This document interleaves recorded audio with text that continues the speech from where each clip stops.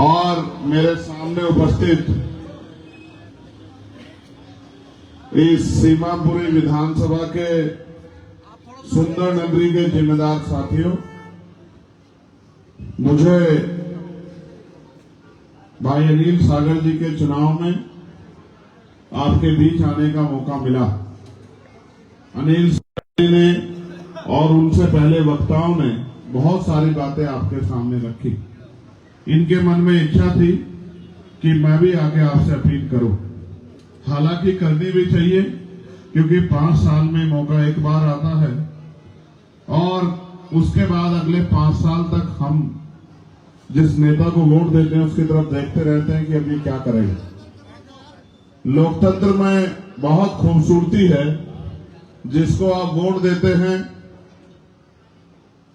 जो लोग वोट की वैल्यू समझते हैं वो सोच समझ के देते हैं, जो नहीं समझते वो बिना जिम्मेदारी के देते हैं। जो वोट देते हैं और अगर वो नेता जो आपसे वादे कर रहा है, अगर उनमें से एक भी वादा पूरा ना करे तो आप उस नेता का कुछ नहीं बिगाड़ सकते।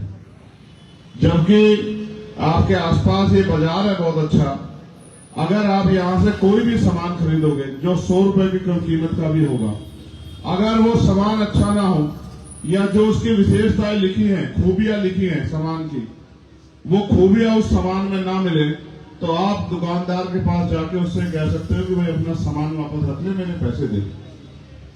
अगर दुकानदार न माने तो आपके पास अधिकार है कि आप उपभोक्ता अदालत जाकर अपनी एप्लीकेशन रजिस्टर करा सकते हैं कि इन्होंने ये वादे किए थे और इस सामान में खूबियां नहीं।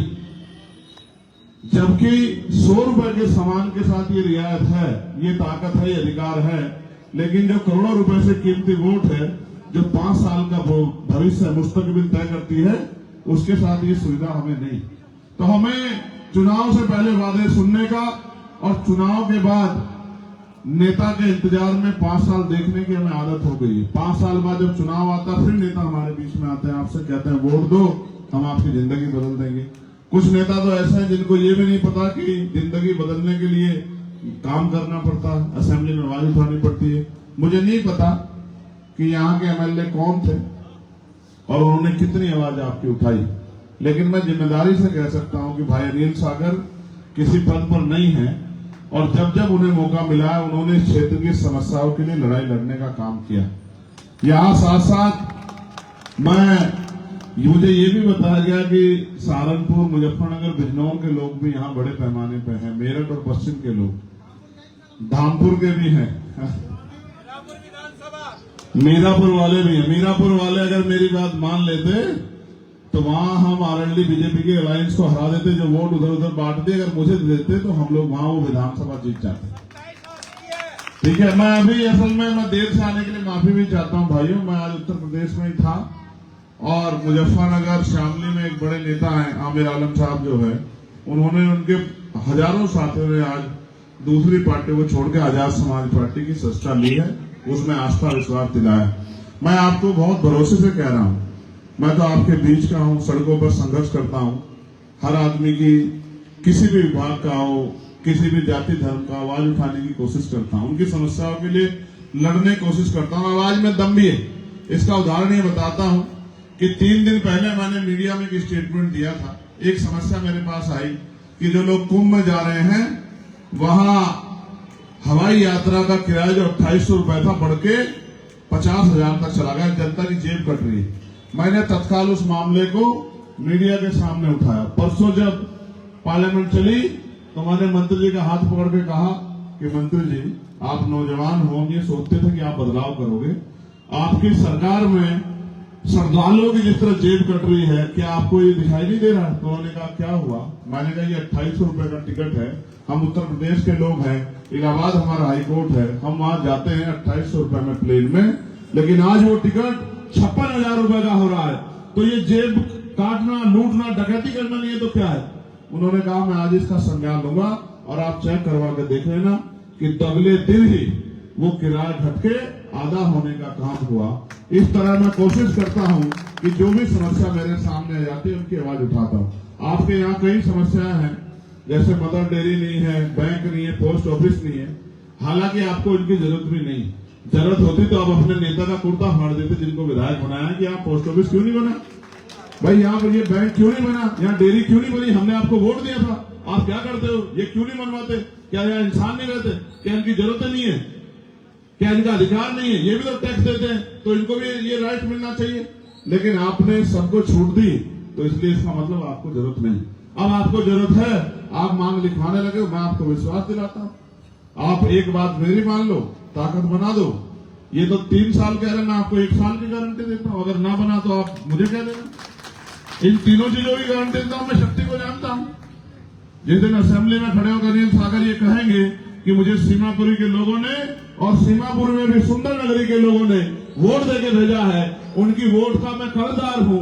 उस क्षेत्र में इतनी बड़ी आबादी है लेकिन बैंक नहीं है, मदर डेयरी नहीं है, पोस्ट ऑफिस नहीं है।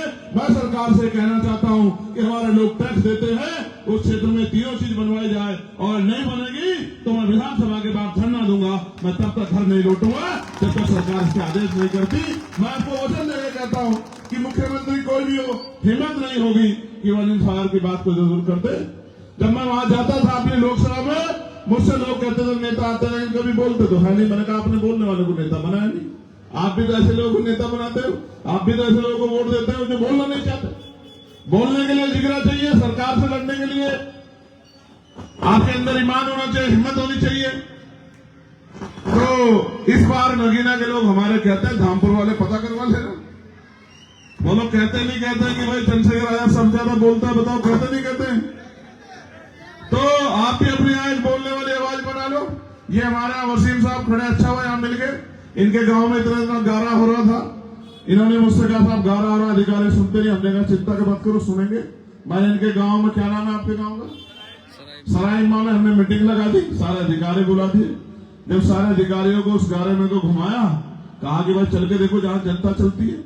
मस्जिद में नहीं जा सकते, घर से जाते नहा धो के, लेकिन जब जाते हैं मस्जिद के बाहर तो पूरे कपड़े खराब हो जाते हैं। स्कूल जाते हैं बच्चे तो पूरे कपड़े खराब हो जाते हैं, मंदिर जाते हैं लोग पूरे कपड़े खराब हो जाते हैं, रिश्तेदारी में जाते हैं लेकिन जाते जाते ऐसे हो जाते हैं खेत में सराय। तो जिस दिन अधिकारियों को चलाया, अगले दिन खुद ही अधिकारी कहने लगे सर 15 दिन के अंदर इसको बना के देते हैं, आप चिंता मत करो। तो मैं तो कोशिश करता हूं कि आपकी लड़ाई को लड़के उसको आवाज को मजबूत कर सकूं, मगर मैं आपसे मदद मांगने आया। मैं धन्यवाद करूंगा। तो तेरी सड़क बनी नहीं बनी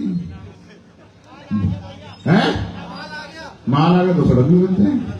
सच बता दो ईमानदार से, झूठ तो नहीं बोल रहा। ये ऐसा तो नहीं हो जाए एक नेताजी वो ऑटो में बैठ के चल देते हैं हर जगह, ऐसा वाला खेल तो नहीं है। मैं धन्यवाद दूंगा भाई सलीम खान जी का, भाई नफीस आलम जी का, सुरेश चंद्रा जी का, सरोज जी का, खलील कुरैशी जी का। ये सब AIM पार्टी से बहुत जुड़े हुए लोग हैं, बहुत इस क्षेत्र में उनका जो है बहुत काम है। इन लोगों ने जो है हमें सहयोग करने का वादा किया है। मैं इनका, इनकी पार्टी का बहुत बहुत धन्यवाद करता हूं और मैं इनको विश्वास दिलाता हूं, जो भरोसा इन्होंने हमारे ऊपर जताया है हम उस पर ज्वाइंट ठीक। अच्छा, AIM आने वालों का समर्थन है और सलीम खान, नफीस आलम, सुरेश चंद्र, सरोज जी और खलील कुरैशी जी आजाद समाज पार्टी ज्वाइन कर। मैंने अपने शब्दों को वापस लेता हूं, सही बात ये।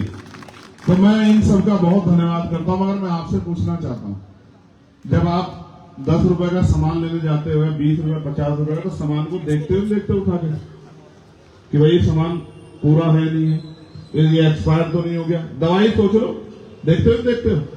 तो जब आप कीमती वोट डालने जाते हो जिससे अपने 5 साल का भविष्य चलता है, अपने क्षेत्रों की आवाज उठती है, अपने क्षेत्रों में सड़क, बिजली, पानी और तमाम तरह की समस्या का हल होता है, तो अगर आप नेता नहीं चुनोगे अच्छा, तो फिर आपको अगले 5 साल परेशान होना पड़ेगा।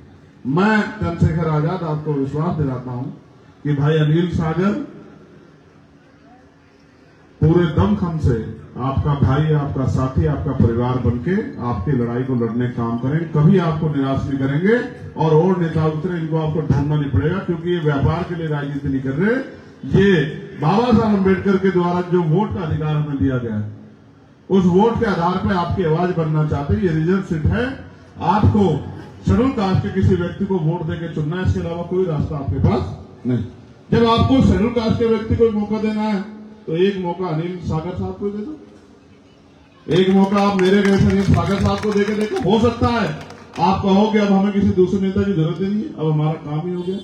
तो मैं आपसे अपील करता हूं, क्योंकि प्रचार का समय भी वो आखिरी दौर में चल रहा है, आप इतनी देर यहां इंतजार कर रहे थे, देर से आने के लिए माफी, लेकिन मैं आपको विश्वास दिलाता हूं कि मुझे आपसे बहुत उम्मीदें हैं कि इस लड़ाई में आप मेरी मदद करो, क्योंकि आप भी चाहते हो कि चंद्रशेखर आजाद और ताकतवर हो जाए, जो जहां हमारी आवाज नहीं पहुंच पा रही हमारी आवाज को उठा के हमारी लड़ाई को मजबूत कर सके।